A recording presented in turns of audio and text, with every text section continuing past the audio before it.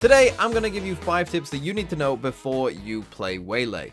The first one of these is quite simple, and that is that, of course, you're going to chain your util together a lot, and you're going to want to do that, right? You want to, for instance, if we're entering here onto the B site, we might go for our TP, activate that, go for something like this, and then double dash something like that and kill anyone in here, and if we're in trouble, TP back, right? That's kind of the first point, that you're probably going to use a lot, if not all of your util in kind of one quick burst or kind of one quick go. That's probably going to be pretty common on Waylay, because that's probably the best way to get an advantage from playing this character, of doing this kind of stuff. And it's not just on the attack side either. You're probably going to do that on the defensive side also, because you might want to go for aggressive peeks out early in a round, right? So you might go for some kind of, I don't know the Phoenix lineup, but you know, something like that, into a TP, into maybe dashing on people up here if you need to, you know, with some kind of support from your teammates, maybe an Omo Flash or something. And then if you're in trouble, you know, you just TP back, right? Like, this is going to be a very common thing, that basically you're going to go for one big burst of util with Waylay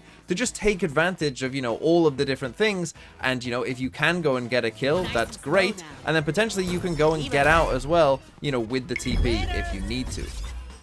The second tip here, and I think this is particularly important for the defense side, is of course thinking about your E like a Phoenix ult, right? So your signature ability, let's say we're midway through the round and I want to go and peek into B main. So I put my TP down there, maybe I, you know, throw this at them as well, and I'm coming in here and, oh, I'm having to TP because there's multiple people there. Well, I'm in a lot of trouble if I'm here, right? If I'm only TPing back to here, it's possible that, you know, these guys might just swing around this corner and kill you as you're TPing. Right, so you have to be careful, particularly on defense side, of where you're going to put this, right? At the start of the round, sure. Start of the round, yeah, you probably can go for this, knowing that, you know, they're not going to be too far up, and potentially, you know, get a lot of space for your team, and if you're in trouble, then just TP back. That'll probably be fine, but during the mid-round in particular, you know, you need to be thinking about where exactly are you using this ability from. You might want to, you know, do stuff more like this, where it is, you know, maybe not going to get quite the value if they are there, but it is at least going to keep you alive for kind of the second wave if they do try and aggro on you. The third tip here is that when you use your ult, you just need to be aware that if you look just above where the ammo is, you're going to see that I get a buff called Convergence, and that is going to actually speed you up. Right, so that means that you can play off your own ult better than you might suspect, right? Obviously, we're going to be used to having, like, Fade ults and Breach ults, where you yourself playing those agents might not be, you know, in the right situation to actually play off it. But because this is the duelist, they essentially, you know, gave the duelist a way of, you know, potentially getting up there, which might mean that you can still affect these players who are hit by your ult and not have to waste your dash, right? Because I'm sure that a lot of people will think, hey, I'm going to ult, and then I'm going to, you know, go and dash in here like this. And yeah, sure, that might be a good idea as well, but just know that you also do have a speed buff to potentially, you know, carry you through that part of the map. The fourth tip is that Waylay might actually be a good lurking agent in some scenarios, right? So for instance, let's say we're coming and attacking mid just here. Let's say I put down my E and we know that there's a player in towards pizza. I'm going to, you know, go for kind of the debuff on them there. We're going to come up at them, and then I'm going to TP back, you know, after I've maybe got that kill. Well, now after I've TP'd back, I don't have a ton of util, right? But the rest of my team is probably already further up and scaling up over towards the B site whilst I've TP'd back.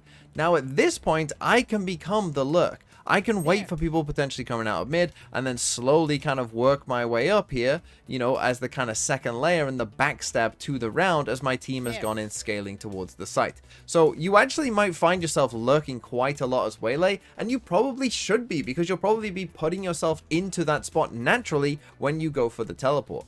And the final tip here is to not get too confident with the Waylay dash and the way you use it, because I'm sure when people saw the Waylay dash, they thought of, you know, all these cool, like, different dashes that they could do, you know, like, kind of like neon sliding one way and then neon sliding the other, right, like with the Waylay dash, or, you know, up into the sky and then over people and clowning on people, essentially. But it's not going to be as easy for Waylay as it is for some other agents. And the reason for that is, as I'm sure you've seen people on Jett before, you know, particularly like something for Paper Rex, right? He'll see someone and be in an unexpected fight and just all of a sudden, you know, be spamming his util, jumping around, like not dying, you know, and eventually ends up clowning on people, right? And you're probably thinking, oh, I'm going to do that on Waylay as well. But it is going to be harder for one specific reason. And that is because unlike a Neon Slide or a Jett updraft, you have to actually pull out the dash first and then press the button. Right? It's not like when you instantly press it like an updraft, you just do it, right?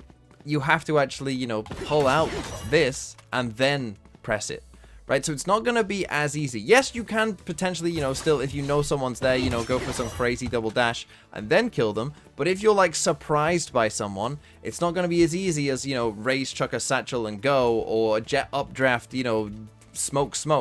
No, because you are going to have to get into this first before you actually go for any dash. So just note that if you are in a surprise fight, you know, either TP away if you've got that up, or just take the fight.